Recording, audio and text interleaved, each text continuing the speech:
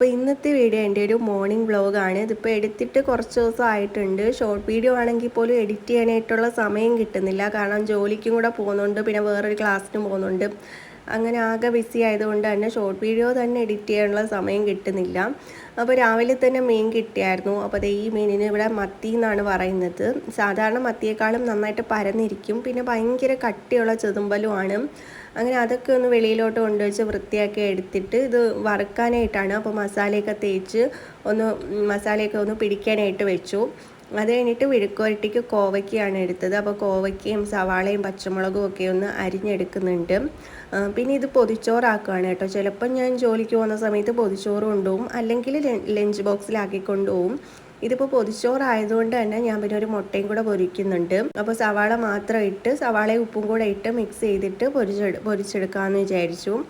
അപ്പോൾ അതും കൂടെ ഒന്ന് റെഡിയാക്കി വെച്ചു. അപ്പോൾ രാവിലെ തന്നെ ഇതെല്ലാം റെഡിയാക്കി വെച്ചിട്ടാണ് പിന്നെ കുക്ക് ചെയ്യാനായിട്ട് തുടങ്ങിയത്. അപ്പോൾ മീൻ വറുക്കാനായിട്ടും പിന്നെ മുട്ടയും മെഴുക്കുവരട്ടിക്കും എല്ലാം അരിഞ്ഞു വെച്ചു. പിന്നെ ചമ്മന്തി ഉണ്ടാക്കുന്നുണ്ട്. ചമ്മന്തി അമ്മയാണ് ഉണ്ടാക്കുന്നത്.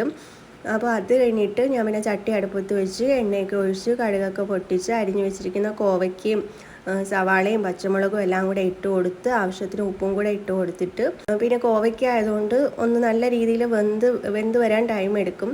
അപ്പോൾ അതുകൊണ്ട് തന്നെ കുറച്ച് വെള്ളവും കൂടെ ഒഴിച്ചിട്ട് അടച്ച് വെക്കുന്നുണ്ട്. അപ്പോൾ അത് കഴിഞ്ഞിട്ട് പിന്നെ കുറച്ച് കഴിയുമ്പോഴത്തേക്കും ഒരു 5-10 മിനിറ്റ് കഴിയുമ്പോഴത്തേക്കും അതൊന്ന് തുറന്നിട്ട് ഇളക്കി തേങ്ങയും കൂടി ഇട്ട് കൊടുത്തിട്ട് പിന്നെ കുറച്ച് നേരം കൂടെ ഒന്ന് വേവിച്ചെടുക്കുന്നുണ്ട്.